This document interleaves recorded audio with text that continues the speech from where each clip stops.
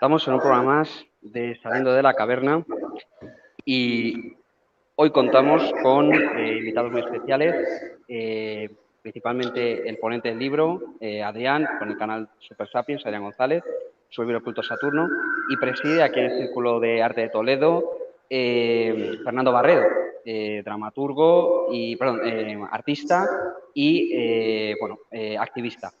Un placer teneros, tenemos también a amigos, creo que al final se ha apuntado de última hora Gonzalo del canal El Aullido del Lobo y otros buenos invitados. Doy el turno a Fernando que preside el acto. Un placer. Hola, buenas tardes. Quizás sea un buen sitio esta antigua iglesia de la Inquisición para presentar un libro del culto a Saturno, de nuestro amigo Adrián González. Por cuanto hemos estado comentando hace un momento, esa polaridad cielo-infierno, esto fue más infierno que cielo, aunque se disfrazara de lo segundo, obviamente, esa dicotomía y esos principios que son tanto de complementariedad como de antagonismo, cuando hablamos de dioses antiguos como Ormuzd y Ahriman, cuando hablamos de principios como el yin y el yang, cuando hablamos, por ejemplo, de lo apolíneo y lo dionisíaco, en todo lo que es la religión y la filosofía griega, ¿no? Le comentaba yo, Adrián, hace un momento, que en realidad los griegos no hablan de dioses, son inmortales, que frente a los mortales simplemente tienen más poder, porque los vicios y las llantinas, las barraquinas y las venganzas eran no iguales, eran todavía bastante más encarnizadas, ¿no? Tuvieron principio, aunque no se les viera final, algunos sí, y por tanto son eviternos, no eran eternos, no venían desde la eternidad proyectándose tanto hacia delante como lo hicieran desde atrás, sino que todos parten de un tiempo, precisamente Cronos.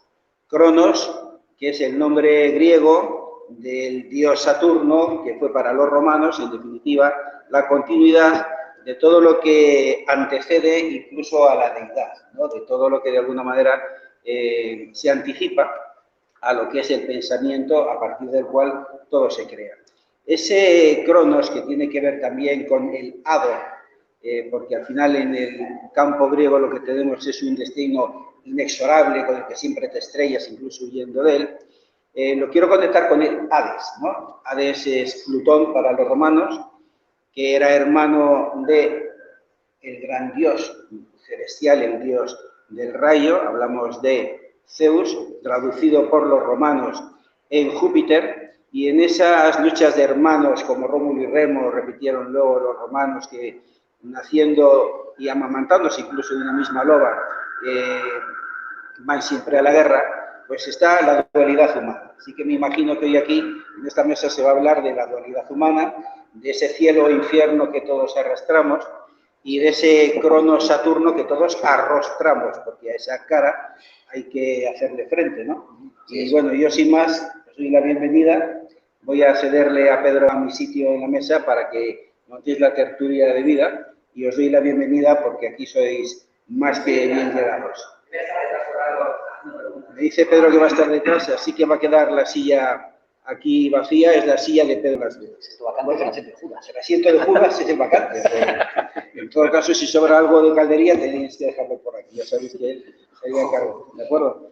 Así que le cedo sin más la palabra a nuestro autor, el autor de El culto a Saturno, Adrián González. Muchas gracias, querido maestro. Qué gran honor.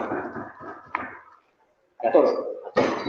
Nunca mejor dicho, porque el toro es una de las manifestaciones antonomásicas de la oscuridad. Pero de eso habrá tiempo de hablar.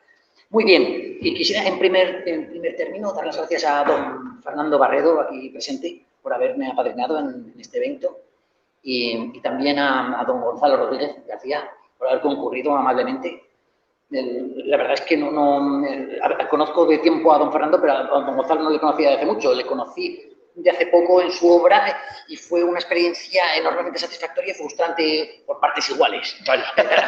Fue muy satisfactoria porque este hombre es una verdadera luminaria en el plano sapiencial, un verdadero frater de cofradía guerrera, un luchador del espíritu y del bien, pero al tiempo descubrí para mi estupor que todo lo que yo intentaba propugnar en este libro, a título más o menos disruptivo, él ya lo había visto previamente, con mayor hondura, profundidad y sin omitir para mayor recochineo ribetes poéticos. De manera que bueno, en fin, si hubiera alguna novedad respecto del pensamiento que ya ha recogido don Gonzalo, creo que me lo traslada. También agradezco enormemente que mis pares hayan concurrido, empezando por Fran Atento, por Antonio, por Israel, Pedro, que es un auténtico placer contar con ellos. De otra parte, también, y probablemente por causa de que dije que venía a hablar entusiastamente del demonio, ha venido mi psiquiatra y se ha colocado a mi izquierda. En fin, estas cosas no se pueden decir en público y resulta que, bueno, ha considerado oportuno venir. Hay ciertos temas de los que nos pueden tratar abiertamente y está junto conmigo para supervisar, para ver si algo de lo que digo raya en los límites de lo más o menos luminoso. De manera que si se acercara con algunos centímetros cúbicos de diazepam, por favor, reténlo a que está, no se interrumpa la cadencia. Es un buen amigo mío que resulta que sí que ha decidido venir. Muy bien, queridos. Esto que pretendía ser un pequeño monográfico breve, ha devenido, para bien, creo, un coloquio, de manera que intentaré ser lo más breve posible en la exposición de lo que, a mi juicio, constituye y siempre ha constituido en la tradición unánime el culto a Saturno, como el gran campeón de la muerte, Saturno, como el hijo de la oscuridad misma, que viene a asegurarse de que cualquier obra espiritual en este mundo de apariencias tenga siempre un correlativo oscuro, por lo menos, cuando menos, de la misma entidad que la luz.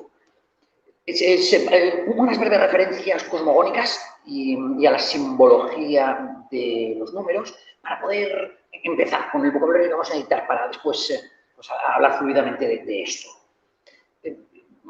Podemos ser más o menos unánimes, de que en el principio, en lo más profundo del abismal vacío, en su más negro abismo de quietud y silencio, donde no se entretejería más que la monocorde melodía de la nada, podría decirse, la diosa primigenia, la nada, la diosa noche, asistió, para su bien o para su mal, quién lo sabe, al remedio de su perpetua soledad, el uno. La diosa cero, la diosa noche, la sagrada oscuridad, Ein Sof, asistió al surgimiento del héroe, el uno, que en adelante constituiría junto con ella el cero, el código binario en el que se asienta todo el haber imaginable e inimaginable del conocimiento humano. El cero y el uno. La noche albergó en su seno como un ojo que se abriera cual pupila en el centro de la oscuridad al advenimiento de la conciencia, de la luz, de la unidad, la mónada, la presencia de la divinidad, llamada espíritu, en términos más o menos generales. Pues bien, este surgimiento, que constituye el mayor misterio de nuestro universo, de nuestra historia, el surgimiento del espíritu en sede de la oscuridad, es el verdadero acto creativo de cuya imitación se va creando el tejido cosmogónico. Todo el acto de creación universal parte de este primer instante, supuesto, evidentemente, invisible, es algo ancestral en el cual la luz surgió del seno de las tinieblas. Pues bien,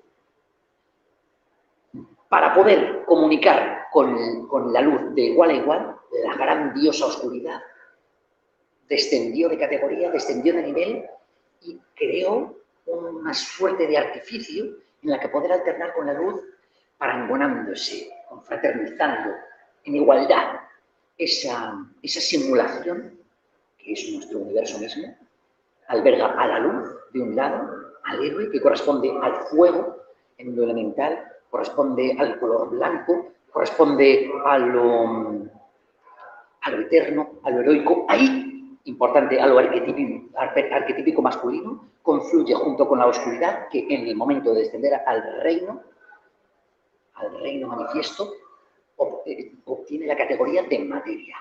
La materia. La oscuridad se convierte en materia para poder alternar junto con la luz en este plano, en igualdad de condiciones. Y en adelante observará un simbolismo que aludirá invariablemente a la paridad, a los números pares y a todos los productos de la dualidad. Mientras que el espíritu se mantendrá en todos los números del abanico de los números impares. El 1, el 3, 5, 7, 9 serán productos invariablemente asociados después, en la gran totalidad, al espíritu, al uno, al espíritu, al héroe, al ser, al Señor. Y la oscuridad, toda su materialidad, en toda su dualidad, en toda su oscuridad, en toda su procreatividad, se asociará a los números pares, por sí multiplicadores. Pues bien, en el contexto de este gran útero, Tara, norte supremo, gran cero, gran huevo cósmico, de lo increado, eterno potencial, surge el uno. Y en el momento en el que ese uno comienza a moverse, nos dice la tradición, nos tendrá que confirmar esto, este uno empieza a girarse, surge la rueda, dando inicio al gran campeón de la oscuridad, al tiempo. Eso es lo que postulo aquí.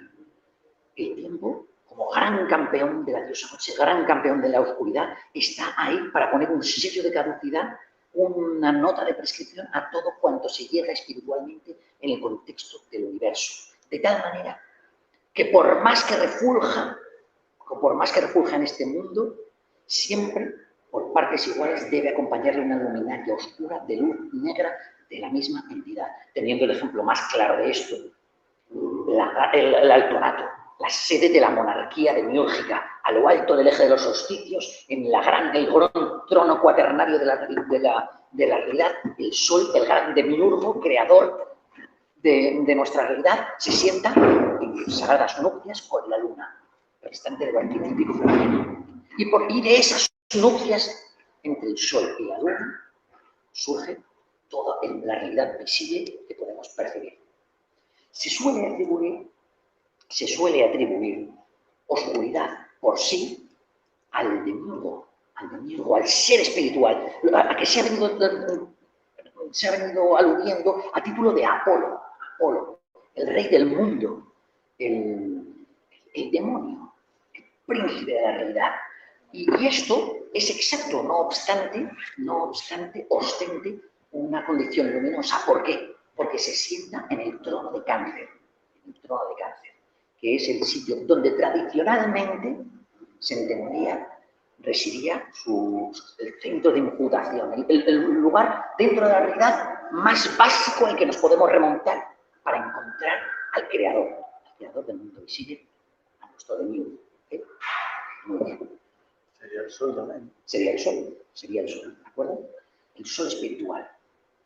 Pues bien, es evidente, como explicaré brevemente, que esta realidad, por nacer en el trono del 4, participa de la cuaternidad y está marcado de la lógica del 4, de la lógica cruciforme, en el momento en el que la unidad concentrada, eterna, del ser se expande para formar el universo, el uno gigante, crea dos grietas cruzadas, la gran cruz cardinal, prueba del resquebrajamiento, del infinito dolor que gobierna nuestra realidad.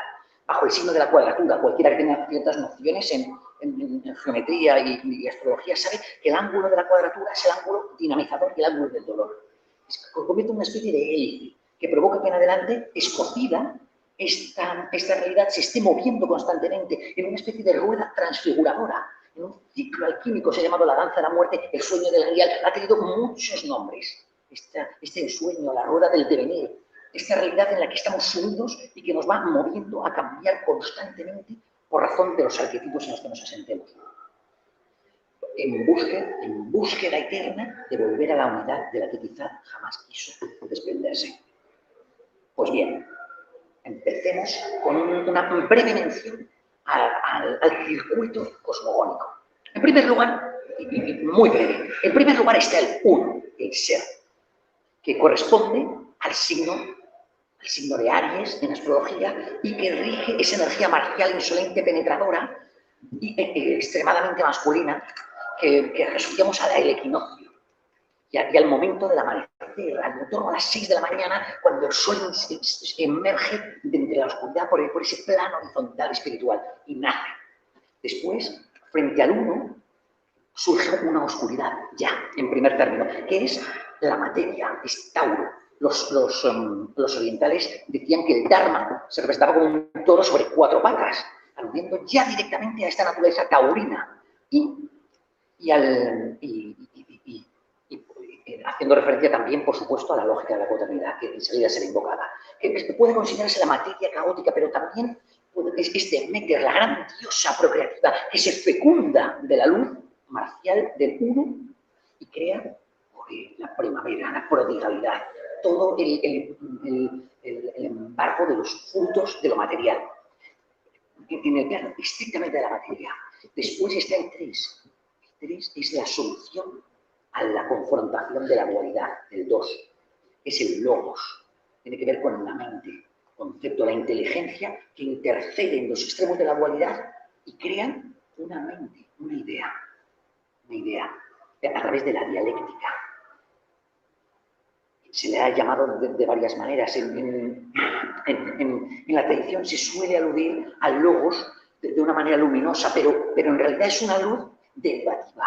No es el uno, no es la luz fogosa del plano elemental de la acción del fuego. Es una luz aérea, es una luz de Géminis. Y por lo tanto es una luz que es más bien musical, es sonora, y es hablada, y es dialéctica. Como al observar en los 3 se da que el observador es el que ve la dualidad. Exactamente, eso es una tercera parte, eso es. La dualidad se ve desde un tercer punto que media entre los extremos de la dualidad, crea una armonización y se considera una genuina intercesión de la divinidad. Se nos dice en las Sagradas Escrituras, aluden a que el hálito de Dios, ese aire, armonizó el caos y creó nuestro mundo. Porque después del 3, en esa lógica dialéctica, en esa lógica opositiva, se genera una lógica de confrontación y crea la cuaternidad, que los pitagóricos llamaban la puerta de los dioses, la puerta de los hombres, en Cáncer, que es exactamente el lugar desde donde se crea nuestra realidad, que es donde, acabo de comentar, se asienta el trono del dominio. Son las aguas primordiales que tienen una relevancia importantísima, porque toda la lógica de la cosmogonía parte de que el punto central desde el cual se crea el cosmos es un sitio cuático, es una matriz, es una especie de útero. Tiene sentido en el concepto máximo en Toledo de que se crea en torno a ese concepto de Tule, en el centro del norte supremo, de Hiperbórea, del gran útero de la diosa. En torno a las aguas del sagrario se crea la catedral que dará lugar a esas aguas de la cosmogonía que van creando el universo. A partir de ese centro del mundo que pretende ser esta hermosa ciudad de Toledo en la que estamos. Hablaré ahora a esta sazón de esto que comento respecto a Toledo y por qué es tan importante estar aquí. Muy bien, esta primera subvisión elemental, cuaternaria, ya por sí resume todo el universo, desde el 1 hasta el 4, hasta las aguas, fuego, tierra, aire y agua. Porque el 4 es la realidad y el 1 el espíritu. Y todo lo que ocurre aquí es una relación que media estructuralmente entre el 4 y el 1. Quien se encarga de mediar en esa relación que existe entre lo real y el espíritu es nuestro amigo de tierra, Saturno, ¿de acuerdo? A través de la mecánica de la tetractis, que muchos de vosotros, por supuesto, conoceréis, en el cual se produce una relación entre el 4 y el 10. Es que la tetractis es ese símbolo emblemático pitagórico que unía en una pirámide cuaternaria el 4, el 3, el 2 y el 1, dando un summatorio de 10, implicando que la realidad misma ya contiene en su seno, en su cúspide, a la unidad. La casa 10 de Capricornio. La casa 10 que corresponde a Capricornio, regida por nuestro príncipe de las tinieblas, Saturno. Pues bien, El 4 de la realidad y el 10 en el otro extremo de la cosmogonía constituyen los dos extremos del eje de los solsticios, llamado el cetro de la monarquía, que es realmente la cuerda vibratoria que va creando la música de los Ainur, la música cosmogónica, de Apolo, de Miurgo, sol espiritual. El reino de la forma empieza ahí, en ese trono lunar, aquí en este centro, en el Toledo, en el centro axial. Y a raíz de ahí empieza una música que comprende todo ese baile de las formas, esa escala de proporciones y de posiciones de la luz en el tiempo, que nos va demarcando una hora del día, una hora donde está Horus, dirían los antiguos, donde está el sol, un ángulo respecto de la luz y un arquetipo atañido, conforme al número que se está invocando. Dado que el 4 es el número de la realidad, el número de la cosmogonía, y que el 3 es el número del logos, de la intersección de la divinidad, que el 2 es el ritmo de la dualidad y que el 1 es signo del espíritu, los antiguos encontraron una relación importante en estos 4 números. Buscaron el mínimo común múltiplo a estos 4. Ser ritmo unitario, ser ritmo binario, ser ritmo trifásico y ese ritmo cuaternario. El ritmo del 1, de la vida, el ritmo del espíritu, el ritmo bifásico entre la luz y la oscuridad que se sucede entre los pares e impares, el ritmo de la tétrada, invocado muchas veces a la luz de estas deidades hindúes, de la creación, la conservación y la destrucción. Efectivamente, creo que es Krishna, Vishnu y Kali, si no me equivoco. La creación, que corresponde a las grandes modalidades de la energía cardinal, la energía fija y la energía mutable. Y luego ese ritmo cuaternario estrictamente elemental. Fuego, es el que le empuje, tierra, la densificación de la luz, el aire, la conceptualización, y el 4, el sentimiento, ese pozo que resta para lo eterno, acuático y destructivo. El mínimo común múltiplo trazado entre estos 4 ritmos de la creación, esa música primigenia, es el 12. El 12 que movió a los antiguos a dividir el mandala, la totalidad de la rueda del sol, el ciclo completo, en 12 fragmentos, en 12 secciones, iniciándose en la línea del sagrado oriente, del sagrado ascendente, del fuego de Aries, del equinoccio de primavera, en el que se consideraba la puerta abierta hacia el espíritu del mundo. Pues estas 12 divisiones dan lugar a 12 secciones regidas por un Dios, número, idea, fuerza concreta. Cada uno de esos números es el cada uno de las grandes divinidades, los inmortales que mencionaría don Fernando, que están a cargo de nuestro universo. Esos 12 pares de la mesa de ese cónclave primigenio que da lugar por supuesto, a los 12 meses del año, a los 12 caballeros, a los 12 apóstoles, que da lugar a esos 12 ángulos emanados, arquetípicos emanados por el sol. Importante. Las 12 horas del reloj, por supuesto, por supuesto. En una configuración temporal, bien tirado por esto, realmente es importante, que describe el ritmo del universo de una manera evocativa de la luz y de una manera importante, porque el ser, en este contexto, el ser arrojado a un mundo dual, un mundo de formas y un mundo que avanza invariablemente, auspiciado por su sincronía con la propia muerte, tiene que adoptar un rol y se convierte en un héroe que viaja a lo largo de un recorrido y que realiza determinados trabajos relativos a ciertos ángulos. Pues bien, el ser eterno e imperecedero se convierte en aion, un momento presente, eterno, un instante que puede abstraernos a través de un rayo súbito de esta rueda de las máscaras y las apariencias y los arquetipos cambiantes. Mientras que los antiguos han llamado aura magna, el sol espiritual, el mitra, la luz pura. Mientras que el otro extremo, el extremo universal, el extremo cronológico, crónico, de la eterna mutabilidad, del eterno cambiar sistemáticamente de forma, se considera el supremo no ser. Se ha considerado Ahriman, Saturno, la negritud, la muerte misma. Lo que yo intento postular en este libro, junto a Saturno, es que desde el inicio de la cosmogonía, la oscuridad juega un papel central respecto de la luz. Se nos ha intentado insinuar que la luz debe luchar contra las tinieblas y prevalecer en un juego de contrarios para proporcionarnos el aquí en la eternidad. Y considero que esto es inexacto y es una gran calumnia contra la diosa oscuridad. El culto a Saturno nos intenta invitar a que entendamos que la oscuridad, más bien, es el útero donde la luz nace. Es la diosa primigenia que dio lugar al surgimiento de la luz en primer término y que acompaña a la luz en cada uno de sus movimientos desde el mismo inicio. Y sin cuya mediación es imposible producir una vuelta al hogar, el regreso al plano del ser, al plano del espíritu, al plano de la inmortalidad.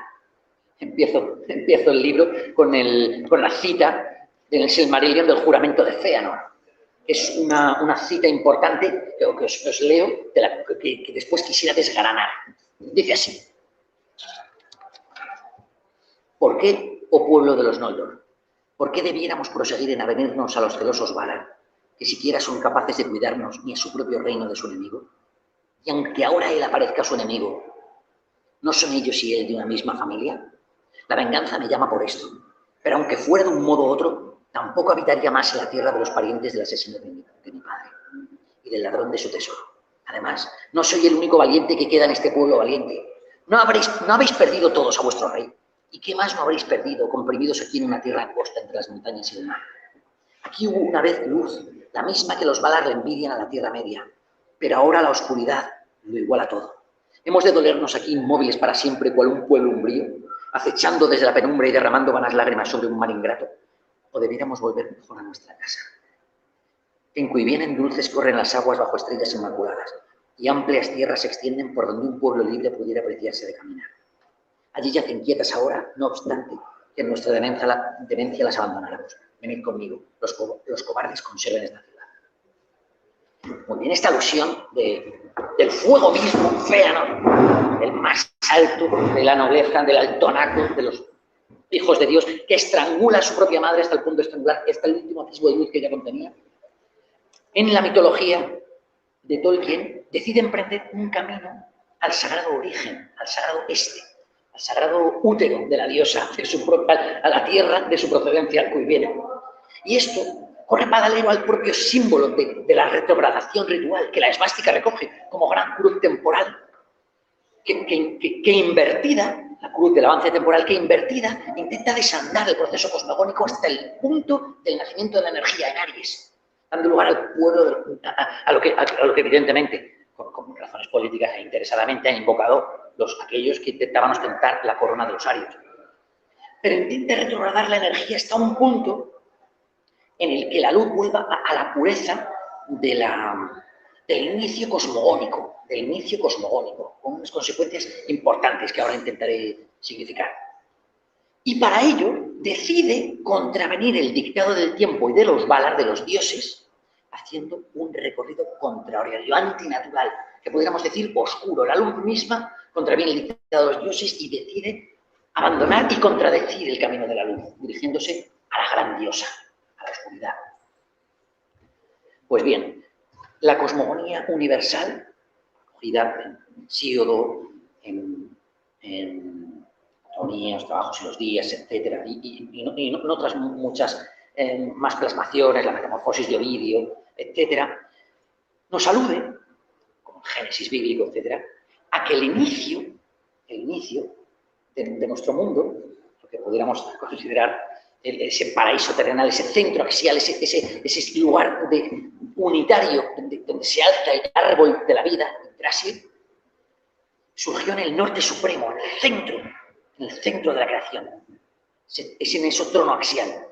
Y que ahí la primera humanidad de tipo ario, la humanidad de Aries, emergió. Los niños del árbol, que formaban la raza blanca. Que después, constituidos en paraíso, en una humanidad adánica, todavía no diferenciada respecto del mundo. Coincide ese lugar con el origen del sol negro, ¿no? Claro, sí. Alza la voz que no te va a captar sino el micrófono. También coincide ese lugar con el origen del sol negro, que estaría asociado a la representación de Saturno frente al sol blanco, que sería Sí, claro, este lugar de inicio alude a un lugar de inicio de la luz. Ahora vemos dónde está el trono del sol negro, que no es interesante aludir a esto. Ahora voy a contestar a eso. Porque es importantísimo. O sea, el centro de la creación se consideraría el lugar de residencia del espíritu, topográficamente geolocalizado en el centro exacto de un disco, en el centro de un vórtice, digamos, rupes negra, se alzaba el gran trono axial de la creación, paradisíaca, donde emergió la primera raza, anudada al espíritu y blanca, que después, en una segunda etapa, avanzada la cosmogonía, la humanidad se desplaza al oriente, al sagrado oriente. Esto se menciona en la Biblia en alusión a que el Edén ya estaba situado en un jardín oriental. Y aquí ya se alude a que la humanidad ya se ha disgregado, ya se ha creado la mujer, y que ya la dualidad ha hecho presa de la humanidad adámica. Y que por lo tanto hay una cierta entropía, fruto de que la humanidad se ha ido deshaciendo en su unidad y que la luz que brilla ya es una luz oriental. No es la luz cosmogónica ancestral, es una luz ascensional, es la luz del ascendente, la luz del este. Y ahí se da lugar al gran pueblo oriental de las razas amarillas. Después, en otra etapa posterior, la humanidad se acerca a los extremos del mundo, al sur, a los extremos meridionales. Y allí emerge, a los comienzos de la Edad de Plata, se dice, la raza negra. La raza negra. Y a finales de la Edad de Plata, la humanidad se traslada al Sagrado Occidente y emerge en el Sagrado Occidente, cerca ya de una luz crepuscular de Piscis rojiza, se imprime en su piel, dando en lugar a la emanación de la última gran emanación étnica de la cosmogonía, que es la raza cobriza, en el cual, por supuesto, emergió el Imperio Atlante. Pues bien. La Edad de Plata era un culto lunar, un culto a la diosa, un culto a la gran divinidad de la oscuridad, que había creado una cosmogonía telúrica basada en el gran arquetipo cosmogónico de la cueva, pensar la cueva platónica, y a la adoración del cosmos como algo que se encuentra literalmente tallado en roca viva en el vientre de la diosa materia, la diosa oscuridad misma, en cuyo centro, por supuesto, luce ese fuego vestal, ese fuego del 5, ese fuego del espíritu, por supuesto, que se crea en ese mismo útero, pero telúrica y cavernosa en suma.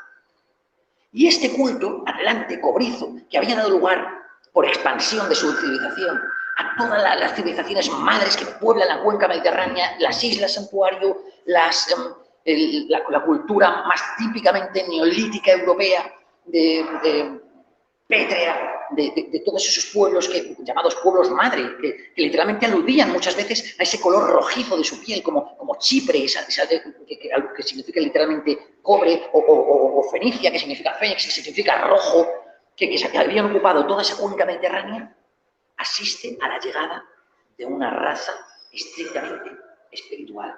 Los pueblos europeos de raza blanca y un culto celeste, uranio y de pretensión ecuménica universal, que vienen vienen con un legado ancestral del momento hiperbóreo originario, que conquistan a las deidades telúricas, matan a la serpiente pitón, y sus héroes dan una lección teológica, por así decirlo, a las grandes deidades telúricas, al toro, a la serpiente.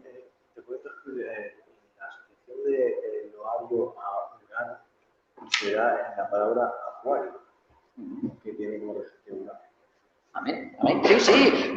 La palabra uranio, que significa literalmente cielo, está muy en relación con la palabra paraji, la palabra varuna, tiene que ver con esa idea de traer el orden celeste, la luz del cielo, el secreto de la unidad y el conocimiento del fuego cosmogónico, trasplantarlo sin solución de continuidad, cristalizarlo en la materia. Así es. Y tiene que ver, por supuesto, con aquel culto que había tenido un papel preponderante en los inicios, en los grandes anales. ¿Por qué se unen en esta etapa tardía, a comienzos de la Edad de Hierro, términos de Hesíodo? En nuestra historia oficial correspondería más me ayudará a Gonzalo a este respecto, respondería a la edad más de bronce, esa edad neolítica. ¿Por qué? Porque nosotros hemos nacido en una edad del tiempo, que es la edad de Piscis, bañada por un sol crepuscular, que estaba llamado históricamente a que la última emanación étnica rojiza Atlántida convergiera junto con la primera. El mundo del Piscis se caracteriza porque es ese punto donde el final de la energía toca con la primera. El fin del mundo toca con la primera. Y toda la historia occidental está basada en el gran promontorio de Occidente. Todos los grandes potentados que han ostentado la autoridad en nuestra era de Piscis han sido grandes promontorios de Occidente. Por supuesto, véase hoy día las Américas, que literalmente son algo ya plus ultra, pero estaba basado en el non plus ultra, en construirse en torno a la costa de la muerte misma, que es el final del recorrido en Piscis, al recorrido lógico de la luz que termina en las aguas piscianas de la disolución. El reino de Inglaterra, el reino de Francia, el reino de las Españas, todos los reinos que ocupan el sagrado occidente han ostentado la corona atlante, la corona del fin del mundo, la corona de la última emanación, que por estar en la época de Piscis ha estado llamada a revestirse del culto axial, originario, hiperbóreo, indoeuropeo, blanco, espiritual, el culto al ser. Y se ha dado que se produjera una sustitución étnica en los anales de nuestro occidente, por los cuales el pueblo indoeuropeo conquistó todos los grandes pedestales a las diosas telúricas y las uranizó, haciendo de las grandes diosas madre de la procreatividad y de la oscuridad excusas para convertirlas en motivos uráneos y elevados.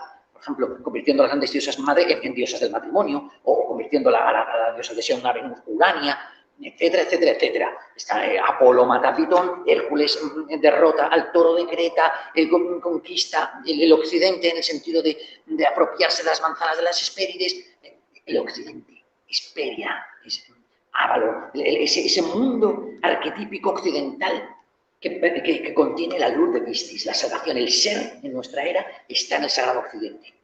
Y esto es una determinación que está inscrita en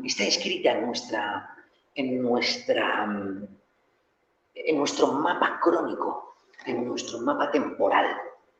Es decir, que aquello que vemos en las estrellas, los dictados del tiempo, es susceptible de ser trasladado a nuestra misma historia, a nuestro mismo devenir mundano, al tiempo que lo es en aplicación a nuestra misma creación interior.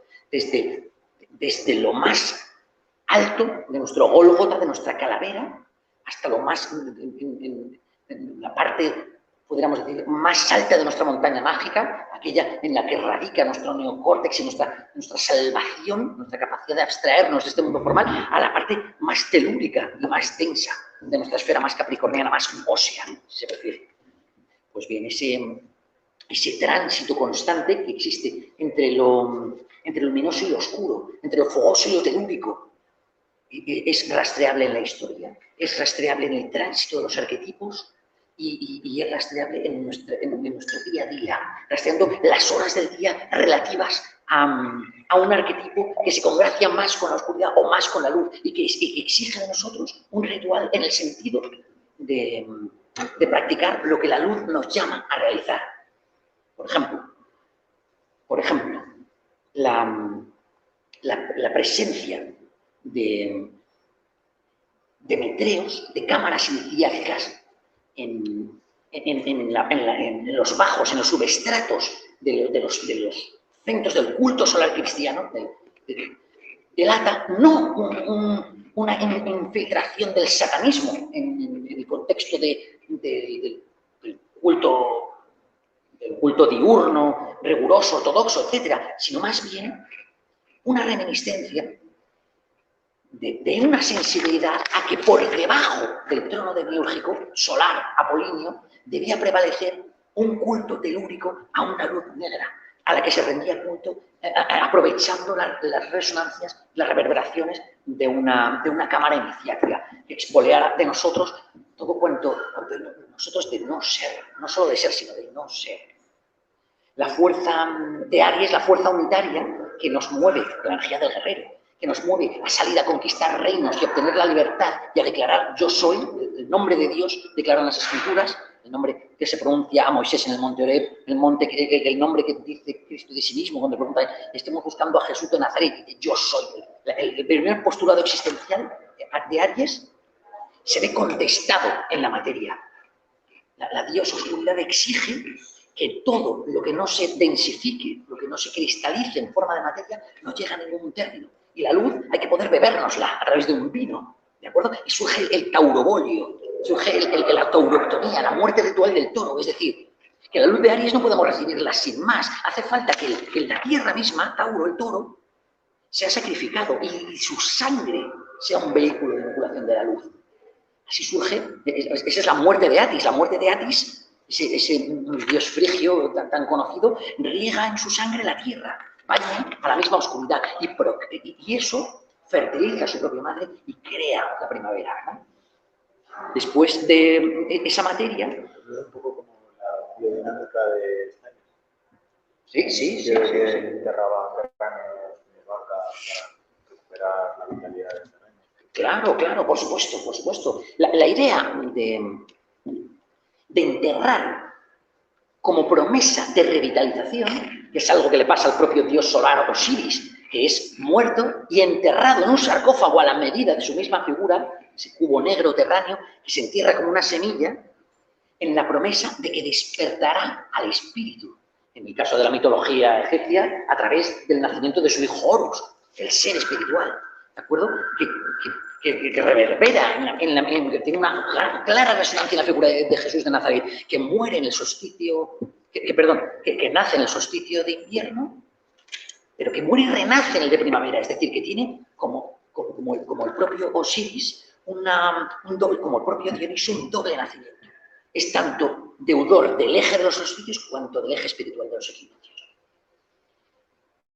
La cruz cardinal cristiana de San Jorge, que apunta a esos puntos transformativos cardinales de la energía tan importantes, Aries, Cáncer, Capricornio y Libra, es una luz cardinal, es una luz osada, una luz luminosa, la luz del ser, pronto es contestada por la luz cruz fija de San Andrés, que es una cruz claramente oscura, que habla de las cosas que no nacientes, sino la energía fija de la madre, es la energía estrictamente telúrica del sostenimiento, de la realización, de la materialización, que después, por la cruz cadente, que es la cruz inmediatamente siguiente, que se incorpora el 3, la mediación, ya es la cruz hermética, que trata de la mediación entre el uno y el otro, el camino del logos, el camino del catecúmeno, del miste, el camino del iniciado, que trata de intentar hacer confluir a través de la mecánica del 3 todas estas dinámicas de luz y oscuridad, de las cuales, por supuesto, es deudor el ajedrez esotérico. El ejemplo más claro es el juego del ajedrez. ¿Cuál sería, perdona, esa tercera cruz, me dices? La cruz, claro, la primera cruz es cardinal, es fija, es clara. La cruz de San Jorge, conocemos la cruz roja, que es roja por el fuego cardinal, fuego osado de Marte, ¿verdad? Que rige y luego a San Andrés, y la tercera la Y la tercera cruz mutable es oblicua, pero más oblicua aún, que es la que une, que es la cruz de la caballería, que une, es mucho más oblicua que las anteriores, y une signos mutables, que son los signos de la caballería. Géminis, el conocimiento; Sagitario, la verdad; Virgo, la virtud; y Piscis, la compasión, que demarca que el signo del caballero debe producirse en el tránsito que hay de Sancho a Quijote, del conocimiento proverbial típico del refranero hasta el conocimiento sapiencial de la visión holística. Es decir, y ese tránsito se hace por mediación de la otra aspa de la cruz, de la virtud y de la compasión, que es lo que delata el compromiso con la iniciación hermética. Eso es, el signo de la cruz mutable y la energía variable, la energía adaptativa, en la tercera parte de esta tríada, que tiene que ver al tiempo con la Sagrada Familia, evidentemente. Porque en el cristianismo podemos ver a través de la figura de María, de Jesús y luego de Hermes, de San Juan. De San Juan, que es esa figura iniciática del cristianismo esotérico. Esa mediación muy clara en el azar esotérico en esos tableros cuadrangulares, ¿no? Buscando la resonancia tetrapartita de la realidad, en la que lo blanco se juxtapone a lo negro, en una especie de combate eterno, en búsqueda de dominar el centro, tiene una prolongación clara en nuestro mundo, que yo he querido significar aquí a través de la figura del praxenoscopio, que es el primer antecedente que hay de la cinematografía, que literalmente es un disco de arquetipos en movimiento, animado, con alma, que recibe una luz axial, y que crea una simulación de realidad cinematográfica, de realidad en movimiento, que creo que es uno de los grandes símbolos de la realidad en la que vivimos. La afección del movimiento, la correspondencia arquetípica y el alma como un flujo que nos ayuda a prolongar el camino de la transformación, como verdadero hilo de Ariadna. Ya me quisiera dar paso al coloquio con una última reflexión, ya última, final, respecto de esto que he comentado, respecto del hilo de Ariadna, respecto de la tradición. Es evidente que el tiempo nos está empujando entrópicamente hacia la disolución, nos va obligando a petrificarnos desde el fuego puro de Aries de la unidad, nos va llevando en un camino transformativo, alquímico, en el cual tras transformaciones nos vamos alejando de la unidad, hasta poder recuperarla triunfalmente en el equinoccio, por supuesto.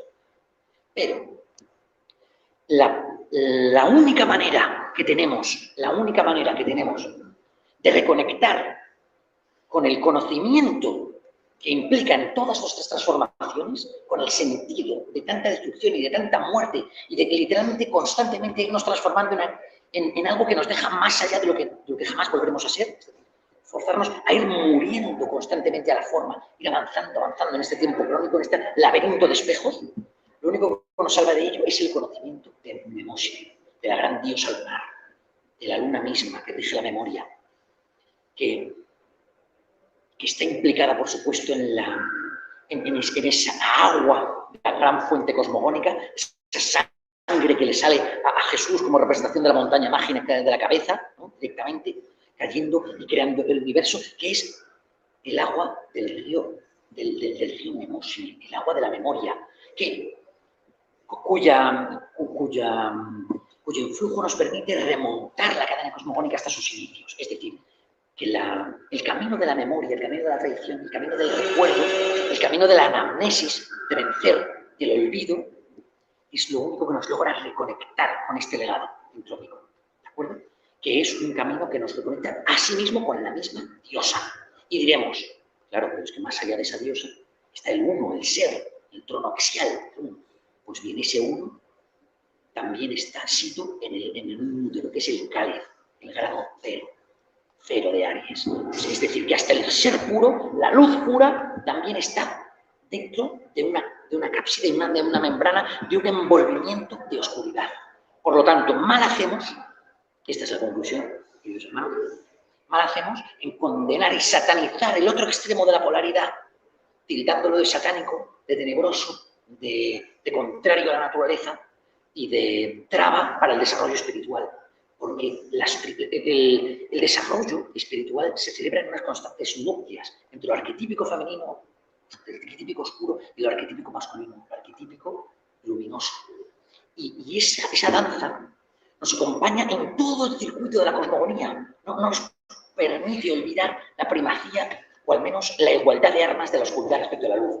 La luz de Aries está contestada por el tos, que es la materia, que obliga a que todo lo material, lo luminoso tenga que materializarse. Después viene el logos, intentando decir, bueno, aunque haya materia, yo puedo crear una idea, una imagen hermosa de perfección, trinitaria, un ritmo trifásico que devuelva luz a esta materia caótica. Pero después sale la realidad del 4 y dice, aunque tú crees una realidad trifásica, una idea, como no la trasplantes a la realidad, no es más que un acto onanista.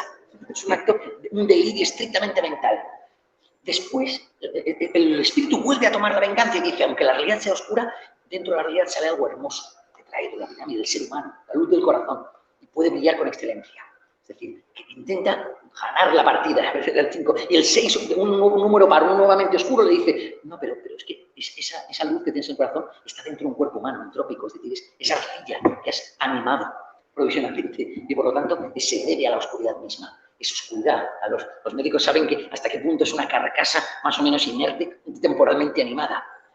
Después la luz intenta vengarse en el 7 y dice, pero no, dos cuerpos amándose a sí mismos pueden encontrar el amor y volver a encontrar el espíritu en este mundo. Si profesas el camino de la diosa de Venus, de la diosa de Taro, puedes devolver otra vez el espíritu a este mundo, pero no, el 8, que viene justo después, dice, no, pero si juntas a dos personas y las juxtapones, llega el celo, llega la venganza, llega la posesión, llega el extremo plutoniano, el dolor escorpiano, la cuadratura, la doble cuadratura, el 4 y el 4, con el dolor.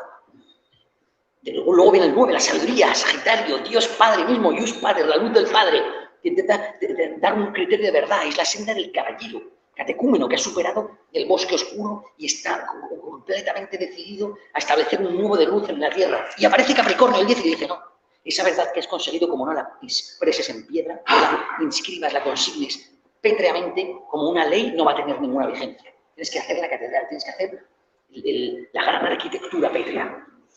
Después viene el titán de la luz, Prometeo, que es el 11, que es una nueva luz que dice, quien observe los ideales, quien observe la inteligencia, tiene el luz por sí. Después viene el destructor, Neptuno, del que hablamos, de nuestra era, Piscis, la muerte misma disolutiva, que dice, las aguas de arriba. Como no mueras, no vas a acceder a la luz. Es decir, la luz la obtendrás a través del beneplácito y la conformidad de la diosa muerta. Es decir, Saturno es un régimen, es el lenguaje de programación de nuestro universo, es el gran constructor, es la gran escuadra debajo del compás, es el sello de autoría del constructor del universo, que ha dispuesto un disco de avance temporal arquetípico en el cual la luz nunca se lleve la delantera a la oscuridad y que debamos transitar entre el blanco y el oscuro, como empieza el Parsifal de von Eschenbach, aludiendo a la Urraca, entre la luz y la oscuridad, la luz y las tinieblas, un proceso de regeneración alquímica que terminará en un maridaje, en unas perfectas nupcias entre Dios y diosa. Eso significa, amigos. Ahora, coloquio, hablemos entre nosotros. Una pregunta, Adrián, antes que nada. Tú que vienes de ese mundo jurista y al mismo tiempo has pasado por el mundo, o sea, has pasado por el mundo profano, el mundo iniciado, lo conoces más a través de los libros, pero no has pertenecido a ninguna orden esotérica. Y vivimos en un mundo donde se entra en un maniqueísmo dual, desde lo que llamaríamos la disidencia, entre comillas, y todo lo que suene mínimamente esotérico, enseguida se asocia a sociedades secretas, clubes secretos, oligarquías, satanismo, enseguida que te hacen de gnóstico, de hereje, te estás desviando, Adrián, de la luz, te estás yendo a la oscuridad, te estás yendo del camino. Cuando operas arquetipos femeninos presentes en el inconsciente colectivo, en las tradiciones antiguas, y digamos que el judeocristianismo, la Iglesia Católica, y hace el matiz, ha creado ya unas reglas de juego muy definidas entre lo que es bueno y lo que es malo, y quién está con el camino, la verdad y la vida, y quién no. ¿Cómo definirías tú la sociedad actual que, aunque es en teoría agnóstica o atea y materialista, sigue vibrando con unos códigos que definen la realidad en esos términos del viejo maniqueísmo, que es del todo religioso y del todo, en el fondo, prejuicioso? ¿Cuál sería tu visión cuando te llaman gnóstico, satánico o tanto de la sociedad más o menos normal, que no se entera de mucho, como esa sociedad que se cree despierta y disidente? Sí, bien tirado, querido amigo. Claro, la sociedad es muy reticente a la aceptación de las tinieblas como un objeto de veneración ritual y de reconocer que exista algo orientado al espíritu en el culto a la muerte, en una variante del culto a la muerte que es el culto a Saturno. Pero, con todo, lo profesa, porque está bien instituido que los sábados sean días con verdaderas cornucopias saturnales, cuando la gente se entrega a la ebriedad dionisíaca y a la disolución, y que después, el día consecutivo posterior, el domingo, el día Dominus, el día del sol, se entreguen a la sobriedad, a la compostura y a las reglas del Padre. Es decir, que si bien el pueblo es contrario de aquella, externamente, exotéricamente, por así decirlo, a asumir que no vivimos en un horizonte maniqueo de suma cero, y que toda la tentación de las tinieblas nos acecha y debemos intentar resistirla con todas nuestras fuerzas, en realidad es bastante sensible y en profundidad sí que profesa esta sagrada dualidad. Y buena parte del haber popular, hemos mencionado al Señor de los Anillos, pero bueno, muchas obras, sé que Gonzalo conoce bien Dune y otras obras de la cultura actual que son reflejo de la tradición sapiencial, sí que comprenden este juego perfectamente balanceado entre lo uno y lo otro, entre la compostura y la disolución, entre la sobriedad y la ebriedad. Es decir, que el gnosticismo, que invariablemente se celebraba en templos dedicados a la diosa, Demeter, el templo de Sais, el templo lunar, considero que Delfos era un templo lunar, que son lugares de iniciación en los cuales se conectaba invariablemente con lo sagrado telúrico, con lo sagrado femenino. Eso, por ejemplo, en el cristianismo actual se ve claramente a través de las vírgenes locales, que son evocaciones claras a la zona de la energía de la diosa, en concreto. Por eso hace falta que haya muchas vírgenes locales, claro, porque así como los ángulos de la luz del cielo provocan un efecto distinto espiritual, y no es lo mismo celebrar una misa a las 5 o una tauromaquia a las 6 de la tarde, pero no es lo mismo celebrar una fiesta a las 2 de la tarde que a la luz de las velas. Es decir, la luz tiene efectos, pues la localización en la espalda de la diosa tiene implicaciones. Y la gente es consciente de que aquí se ha dado una virgen telúrica y aquí a otra. Es decir, que sí se profesa, sí existe esa sensibilidad. Y la gnosis, el conocimiento, la verdadera iluminación, la gente lo experimenta a través de los abatimientos de su propia existencia, porque por más que vivamos en la neotenia y en el culto a la adolescencia y al cuerpo inmaculado, apolíneo, por así decirlo, en las formas perfiladas, contorneadas escultóricamente, conforme a un criterio de 18 años, en todo el bullicio de nuestro estado pletórico vital, embrionario orgánico, a raíz de abrazar la entropía, ir envejeciendo, encaneciendo, degradando, experimentando el dolor, todas las categorías estrictamente oscuras de lo plutoniano, de lo cristiano, el enamoramiento doloroso, la necesidad del servicio a los demás, la humildad, la postración, la experiencia del límite, todo lo que Saturno, en sus tránsitos astrológicos, todo lo que nos proporciona experimentar el límite, la muerte, la renuncia, el decaer, aceptar la derrota, etc., todo aquello a lo que está orientado en el fondo el camino del guerrero, que corresponde en el plano masculino a lo que en el femenino es el arquetipo de la muerte. El novio de la muerte, por ejemplo, que como gran icono de nuestra amada Legión Española, es el perfecto símbolo de cómo la energía espiritual, la energía masculina, quiere abrazar el pecho de la diosa muerte, y debe morir en la pelea. Y cómo esto puede ser muy polémico, espero no meterme ahora en jarana, Dios mío, pero bueno, como el matrimonio tradicional heterosexual sí que comprendía una faceta más fogosa y aérea por parte del hombre, es decir, el hombre está dedicado a la competición, a salir, a competir con sus fratres, a buscar la búsqueda de inspiración, a la especulación, a la abstracción. Lo masculino sería la emisión y lo femenino la recepción. Sí, la recepción, claro. Y mientras que esto va en sintonía con lo que decía Juan. Sí. Con la energía femenina sería más del gineceo, más telúrica, más sensitiva, pues más relativa a las conexiones, a la afinidad, al sentimentalismo, al cotilleo, a preservar, a crear el círculo, ese circuito lunar de pertenencia, a velar por el hogar, etcétera, ¿verdad? Entonces, que aunque se critique, se profesa. Y una lectura desapasionada del legado tradicional y de la realidad, tal y como tiende a presentarse de una manera natural y exitosa, pronto da trazas de esta dualidad. Adrián, oye, muchas gracias por tus palabras y después de oírte tanto esta tarde como en otras muchas tardes, quería hacerte dos preguntas. ¿Vale? Lo que yo entiendo de lo que tú dices es que al final hay una realidad concreta, una historia concreta, donde pues, el hijo de la noche surge para dar lugar a una historia que en su devenir se plasma en múltiples relatos religiosos o históricos que tú has traído desde la mitología griega hasta las religiones orientales y occidentales, pero según tú, ¿no? Todos son diferentes manifestaciones de un mismo relato. Entonces yo te preguntaría, ¿cómo de convencido estás tú en que ahí hay un relato único del que los demás, ¿no? Es decir, se nutren de forma intencional y directa, o cuánto puede haber simplemente de mera coincidencia o de mero utilitarismo, ¿no? Es decir, de usar un relato ya existente para construir un relato nuevo?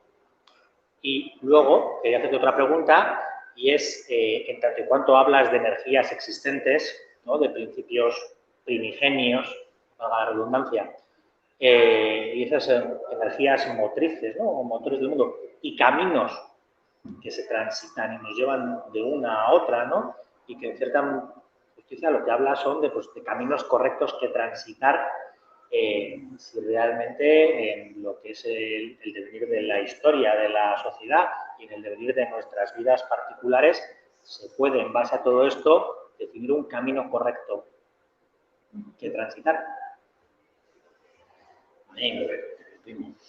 Muy bien tirado. La pregunta es enjundia. Os intentaré responder en proporción a la valía de tu pregunta, querido amigo. Muy bien. Considero que hay un influjo arquetípico, que la energía de este mundo no es tan arbitraria, tan caótica o tan contingente como pudiéramos pensar. Se nos ha movido a pensar que en ese mismo sentido que Rupert Sheldrake habla de los campos morfogenéticos, esos campos de resonancia mórfica, es decir, que hay una especie de estructura mnémica. El concepto colectivo Jung, una idea de que hay unos campos acásicos, así se llaman. El teléfono, si lo podemos un poquito. Gracias. Hay una energía que nos envuelve y nuestra sensibilidad a esa energía es exacta. Si bien por motivos tradicionales y por motivos endémicos, motivos de enfoque, las respuestas a las mismas interrogantes pueden tener ciertas matizaciones. Pero considero que la realidad, por ejemplo, de que Dennis R. MacDonald, en su libro sobre la resonancia de la Odisea y el Evangelio de Marcos, alude a que Odiseo reparte el pan entre sus compañeros cuando están llegando a las sirenas, a ver las sirenas, para que utilice ese pan de cera que les va a proporcionar la salvación frente a la muerte de las sirenas. De la misma manera que Jesús de Nazaret reparte el pan entre sus discípulos, el pan de salvación entre sus discípulos. Ambos dos lo hacen en un momento de su relato arquetípico, de su arco de personaje, el arco del héroe, que es relativo a la energía de cáncer, que es el momento de domar la fuerza de las aguas. Jesús de Nazaret doma los vientos y las aguas del río de los pescadores, del lago de los pescadores. Ulises logra domar a los vientos y las aguas y el canto de las sirenas. Y en ese mismo sentido se pronuncian muchísimas divinidades en Mesoamérica, como Tlaloc o Chac, las divinidades como Cuculcán de los yucatecas, que eran deidades que habían conquistado las aguas y que caminaban sobre el agua, y que habían conquistado su poder respecto a las fuerzas del agua, en una sintonía brutal respecto de estas figuras. Esto es un grotesco ejemplo, es decir, entiendo, ¿no? Entonces, lo que quiero decir es que ¿cómo es posible que haya una resonancia entre la figura de Ulises, que según Dennis MacDonald, literalmente es un hipertexto, el Evangelio de Marcos es un hipertexto de la Odisea, entre la Odisea, entre la figura de Cristo, y la figura de Cuculcán? Para mí están intentando expresar simbólicamente una misma realidad, que en este caso concreto, por ejemplo, está expresando la realidad de la necesidad de que el espíritu se anteponga a los sentimientos, que sea capaz de canalizar los sentimientos en un sentido unitario. Es decir, la gran función del héroe, vencer a las aguas del caos. Y las aguas, en un sentido simbólico, claramente son destrucción, son sentimiento y son finalidad de ciclo. Es decir, los dioses de la inmortalidad deben sobreponerse al agua. Los grandes héroes que emergen como mi espíritu mismo, del equinoccio, ¿no? Se muere Piscis y emerge Aries, emerge el héroe. ¿Verdad? En ese mismo sentido que el rey pescador, el rey paciente que sufre, recibe el influjo marcial de Parsifal, el caballero rojo de Marte y de Aries, ¿verdad? Y hacen ese testigo. Ahora el grial es tuyo, le pasa, ¿no? Y la copa, que es un reflejo de la cosmogonía, se recicla, ¿no? En esa transmisión de testigo, la custodia del grial. Es decir, que ese vencimiento a las aguas arquetípico que tiene tantas plasmaciones tan pictóricas, tan refrescantes, tan con tanto mordiente, para mí se está reflejando a un legado común simbólico para el cual tenemos una gran sensibilidad simbólica, creo. O sea, yo soy de la opinión de que estos parentescos no son contingentes. Y de otro, la segunda parte de tu pregunta, que era interesantísima, querido amigo, respecto del camino correcto. Efectivamente, dijo, fue efectivamente correcto.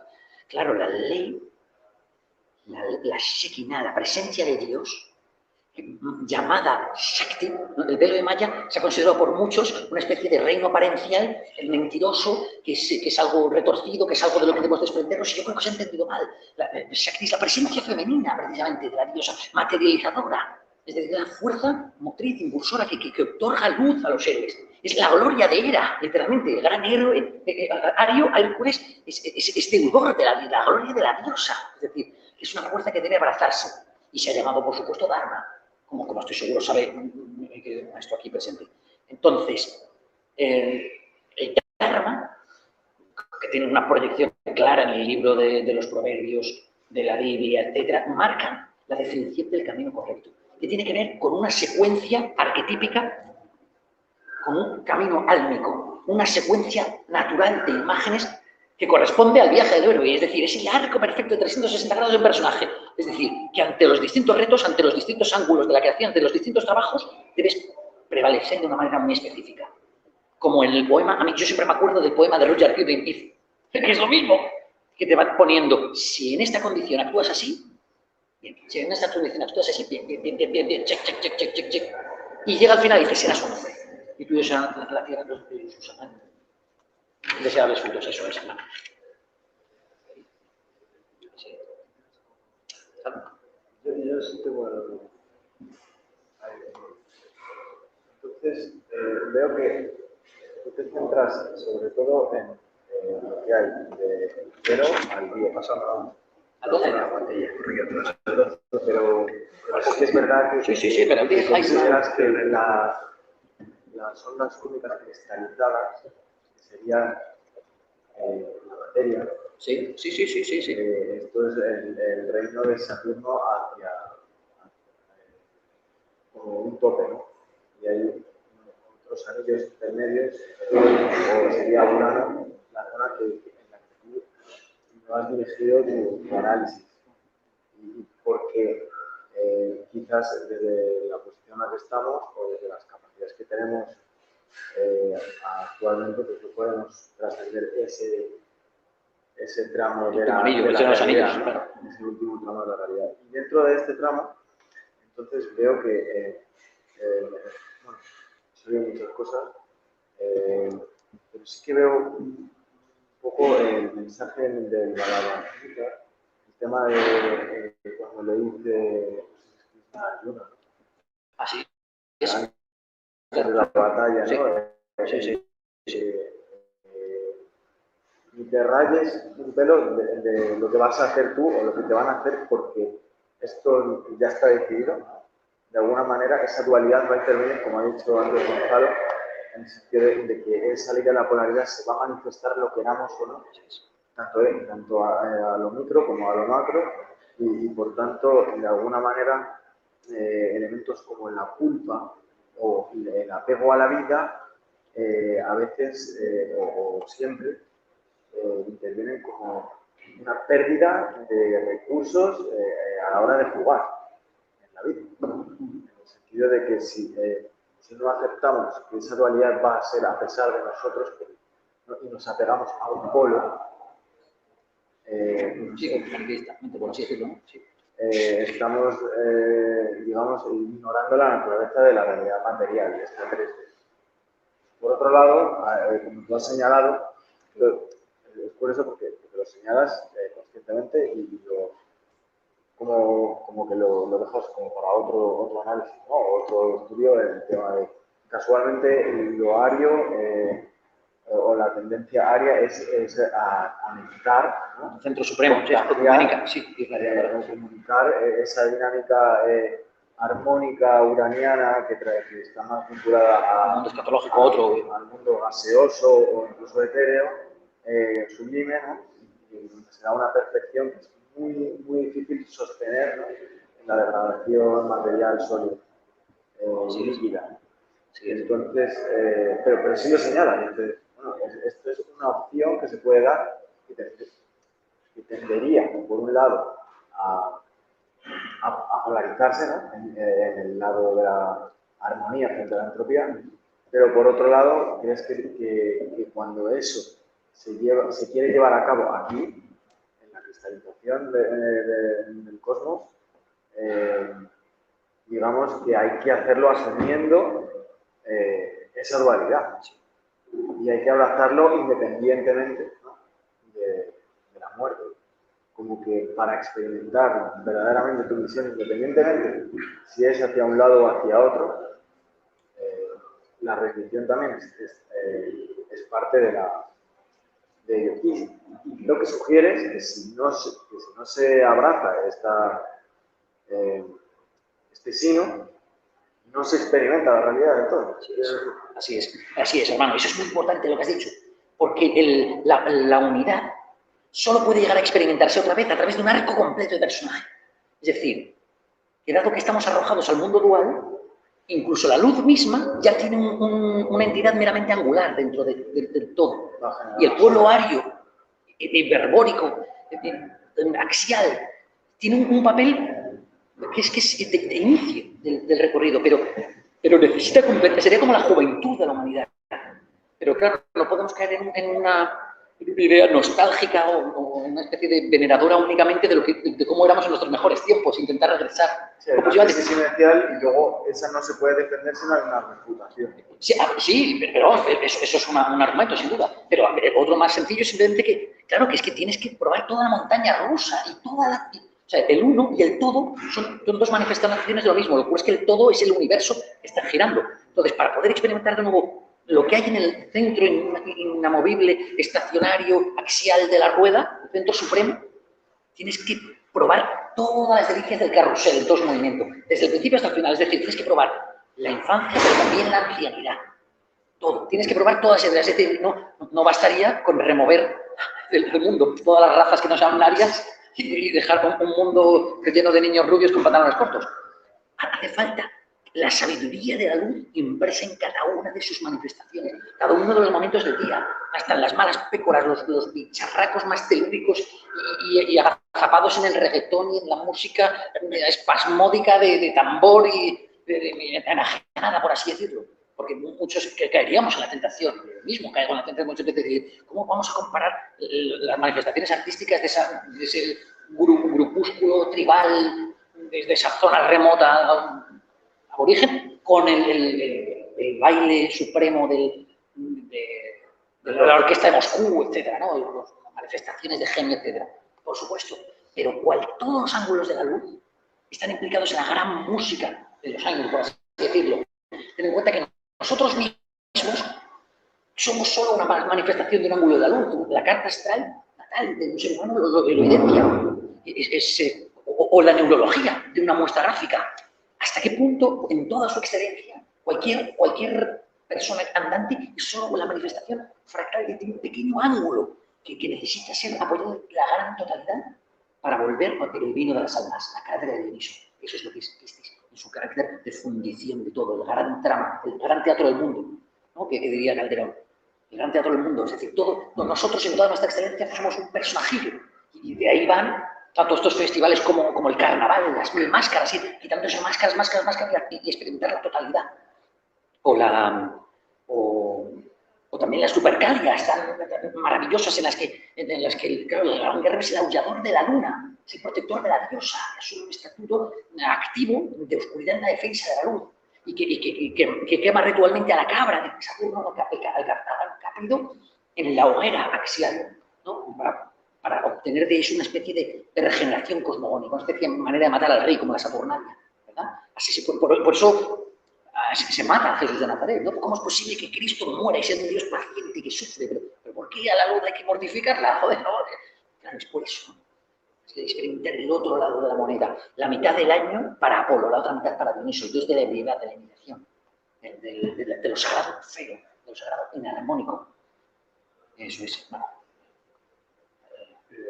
Tú mismo, ¿qué quieres Bueno, sí, comentar libremente? Sí, bueno, yo llevándolo un poco a plano humano, ¿no? Todo ese desarrollo, equilibrio cósmico, bueno, que es,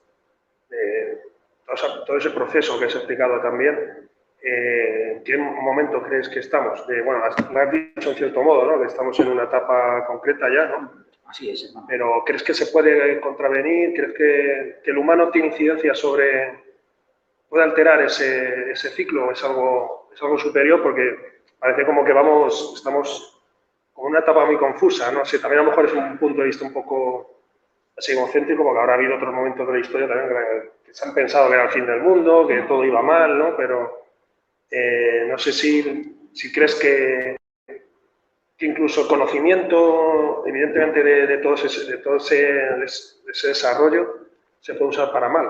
O debemos confiar que al final lo que yo llamaría naturaleza en ese caso acaba poniendo las cosas en su sitio de nuevo. Gracias, hermano. Muy buena pregunta. Pienso en esa pregunta constantemente, hermano, constantemente. Considero que estamos en una etapa de avanzada oscuridad, evidenciada en el hecho de que, pese a ser obvio, a la luz del legado tradicional, que la materia brota, o sea, el 2 brota del 1, de la luz, es decir, que la conciencia se densifica en materia, vivimos en una época que ha invertido completamente eso y se considera que la conciencia brota de aquí, de algo material, de algo cerebral, neurológico, es decir, que estamos en un punto de absoluta inversión de los valores.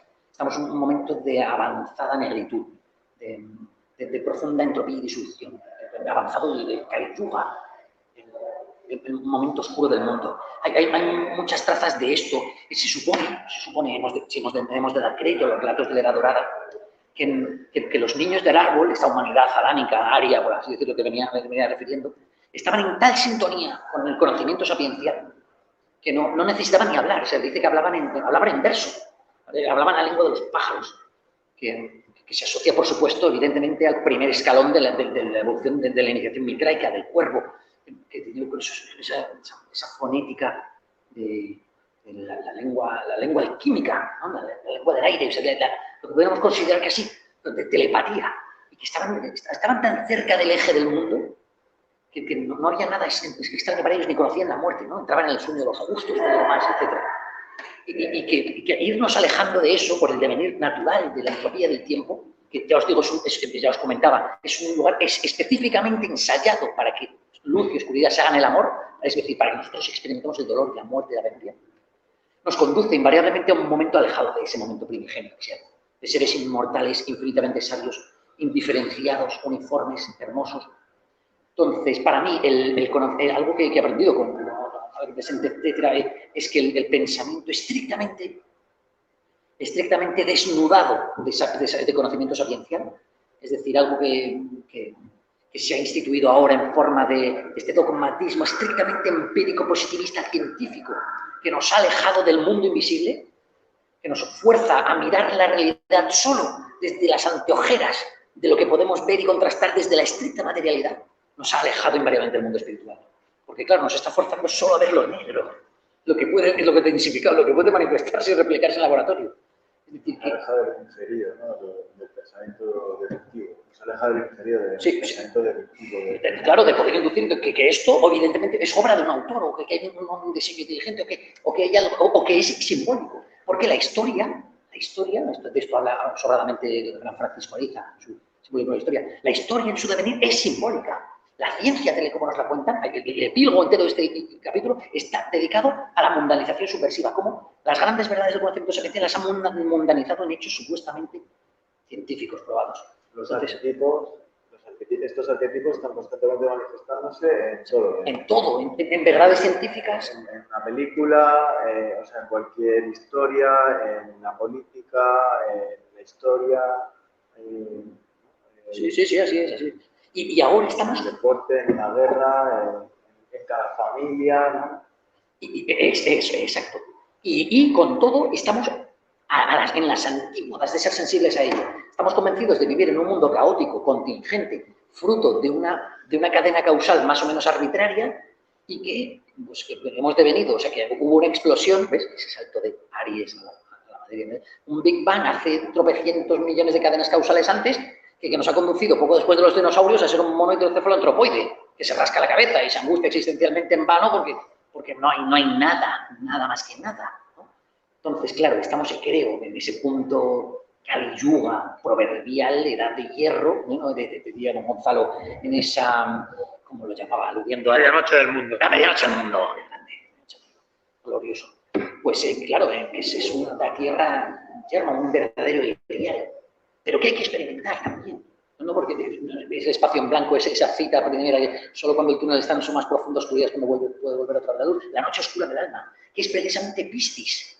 Es ese momento de absoluta remolino del dios del tridente en ese vórtice sumidero en el que nos sume y en esa profunda rendición, que es lo que exige nosotros la rendición, el gran valor del guerrero, no es la prevalencia ni la victoria, es aceptar la muerte, aprender a morir. Es decir, estar imperterto ante la muerte misma, esa gloria ante la oscuridad, lo que es la fe en realidad, no esa fe fideísta que nos han contado, etc., surge de nuevo esa chispa que permite. Es la edad de hierro, es la antecesora de la edad de oro. O sea, es claro.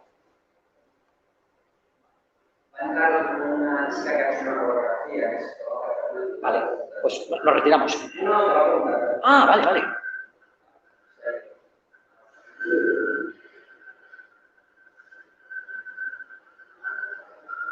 Muy bien. Sí, no creo que hay una. Sí, Hola, buenas.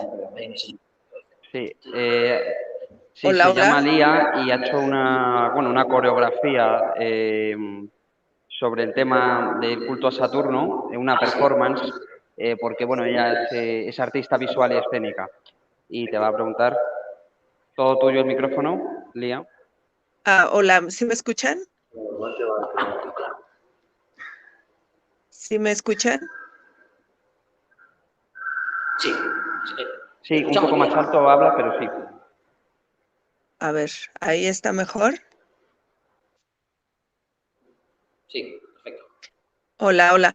Bueno, me interesa mucho el tema porque, bueno, estoy haciendo esta coreografía que se llama Cronos o el hechizo de Saturno.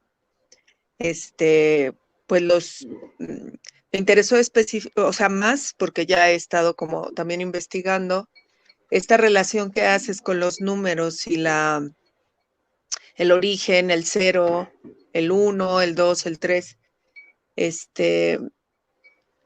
¿Hasta qué número estás llegando? Esta es un poco mi pregunta. Y lo siguiente, aquí en América, pues obviamente tenemos, además de la mitología grecolatina, pues tenemos a nuestros dioses de muchas culturas. Y asociado a él, por ejemplo, está Tezcatlipoca, que es un dios azteca. Bueno, solamente puedo hablar de ese porque pues es muy amplio cada uno de esos temas, pero Tezcatlipoca es el espejo de obsidiana. Generalmente se le asocia al oscuro, pero como muchos llamados dioses, como bien decía Fernando, que no necesariamente era un dios tal cual, significa la memoria. Es el espejo de obsidiana, es un espejo humeante al que a través de la mente, digamos, atraviesas por el humo para llegar a un lugar de la memoria. Y a ese, digamos, sería un parecido paralelo a Cronos. Entonces, bueno, nada, que me gustaría mucho tener tu libro. Muchas gracias por haberme dado el acceso, que me lo dio Fernando, y espero tener pronto la oportunidad de conocer el libro. Eso. Claro. Gracias. Excelente. Muchas gracias, querida amiga. Muy bien, nos comentaba Lía que hay una deidad azteca que se llama el Oscuro. Una deidad implicada, el espejo de obsidiana. Está vinculada a la oscuridad. Yo no tengo la suerte de conocer bien el panteón azteca, pero sí que puedo decir que el equivalente a la deidad del espejo es claramente Hermes, que rige Géminis, que es la deidad que está encargada de encontrar la verdad a través del espejo, del oráculo en el espejo, la verdad del oráculo en el espejo, a través de utilizar el espejo para vencer a la dualidad, haciendo que cualquier persona que se mire en el espejo descubra que eso que se muestra en el espejo es el mismo también, es decir, rompe la mecánica de los opuestos, diciendo, si puedes ver en el espejo también eres tú. Y además decir, y encima es falso porque es un reflejo dual que no corresponde a un originario. Entonces, claro, todas las etapas que hemos ido hablando de esos dioses, números, ideas, fuerza, separados, ¿no? en esos tronos numéricos, están separados por espejos, también hay un tránsito de uno a otro. Y esos saltos alquímicos que hay entre los mismos también son barreras a trasponer, son muros y en último momento oráculos. Los puntos cardinales tienen esos momentos de cambio de la energía, ¿verdad? Se sale del mundo invisible, el 3 y se entra al infierno, a este mundo visible que vivimos. El 3, la puerta de los hombres. En la puerta del solsticio de invierno, llamado el oráculo del sur, por la tradición, se entra al mundo de los muertos otra vez, a través del don de la muerte. En el momento del equinoccio, claramente, es la puerta del este. El oráculo del este es ese momento de surgimiento de la energía desde las aguas, el momento del nacimiento de la luz. La puerta de Dante, la puerta del oeste, cuando se entra en el signo de Libra, es directamente la entrada hacia de la ciudad del infierno, para así decirlo, el momento de la aceptación de la muerte. Luego están las mayunales, las fiestas de mayo, de oración de la Virgen, en mayo el Samhain, en fin, después que viene en Halloween, el Día de la Marmota en febrero, o sea que hay muchos. Entonces, todas estas deidades que usted mencionaba, querida amiga, si tiene influencia sobre la sombra, si tiene influencia sobre el espejo, seguramente aluda a lo que en otras configuraciones se ha mencionado a través de Dioniso, el dios de las máscaras, el dios del teatro, el dios de las múltiples apariencias, el dios de las bacanales. Es decir, que te sume en esa sombra, en esa especie de ebriedad que te permite entender que hay algo trasminando el mundo visible de las máscaras, que hay una realidad mucho más profunda, oscura, que te permite beber de la copa de los inmortales en última término, la cartera de Dioniso, y descubrir la verdad tras de toda esa confusión. Imagino que yo pudiera aportarle eso, amigo. Por desgracia, mis compañeros no la pueden oír porque solo yo tengo los cascos, pero le agradezco mucho que haya hecho una pregunta y deseo que pase muy buena noche. Gracias, amiga. Pronto tendré el libro. Es curioso que obsidiana es la piedra asociada a Capricornio. Encima, máxime, siendo la obsidiana al parecer la piedra asociada a Capricornio. Y en nuestra concepción, claro, como Dioniso como plasmación de Capricornio, lo dicáprido de solsticio de invierno, pues no. Más apropiado imposible. Gracias, amiga.